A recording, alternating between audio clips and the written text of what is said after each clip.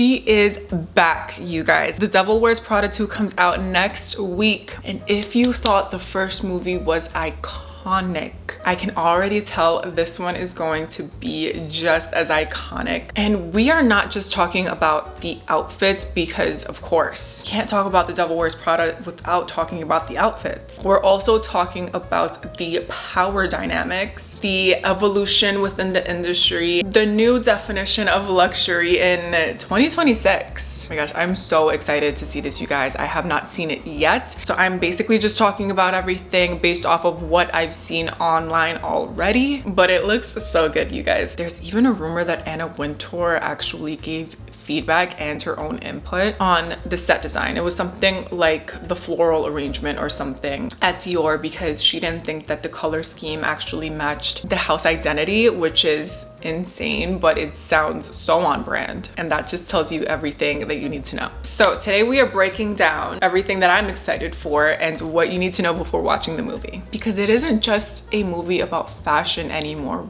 It is basically a commentary on the entire industry. All right, so we can't talk about The Devil Wears Prada 2 without talking about The Devil Wears Prada 1, the original. So the first movie was about identity. It was about ambition versus personal values, and just realizing that success doesn't mean you have to lose yourself. There's a scene that sticks out in everyone's mind where Emily was telling Andy, you sold your soul the second you put on your first pair of Jimmy Choos. So Andy's transformation wasn't just about fashion. It was an emotional sort of evolution. And the fashion was just a sort of like visual way of showing her transformation into someone new. So the second movie is different. It's about power, it's about legacy and reinvention. In the second movie, we are talking about how the fashion industry has changed. Runway magazines are no longer the most important thing. They are no longer untouchable. And Miranda Priestley is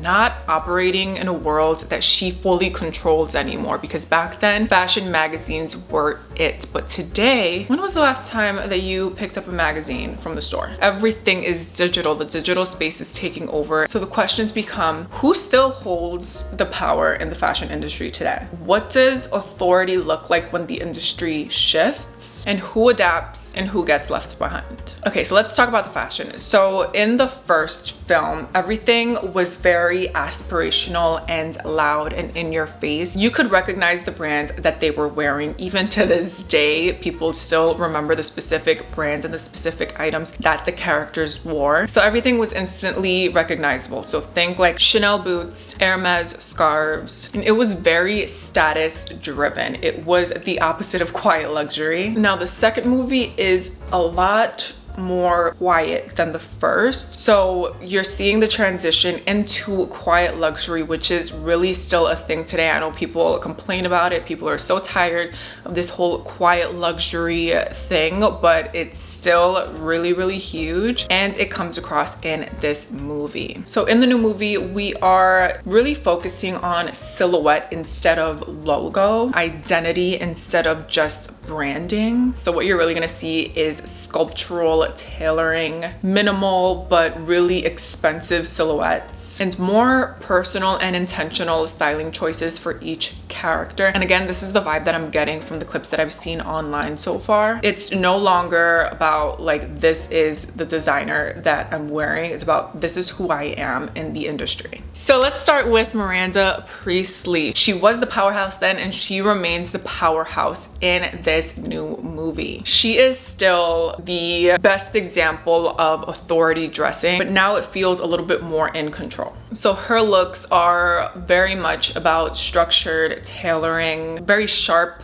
architectural silhouettes, and very intentional color moments. She's still commanding every room that she walks into. So we're thinking Prada, Chanel, Givenchy, Balenciaga, Valentino, and it's not just with her outfits that you're seeing the shift, it's also her lifestyle in the movie. She's also driving around in a 2026 Maybach. So everything about her aesthetic, styling, lifestyle is more towards legacy preservation. Now let's talk about Andy. Her evolution is definitely more grounded. Her style is more minimal, it's more refined, it's a lot quieter, but she is still coming in very strong with the silhouettes like I've mentioned over and over again. So we're thinking the row, like clean coats, neutral color palettes, and very just effortless, expensive pieces. In the first film, she was very loud and expressive. I mean, in the second movie, they actually have the new assistant, I think her name is Amari. They have her talking to Andy, and Andy brings up the fashion when she actually had her job, and Amari says something along the lines of like, why would anyone sell Chanel? Oh my god, I can't wait for this movie. Now,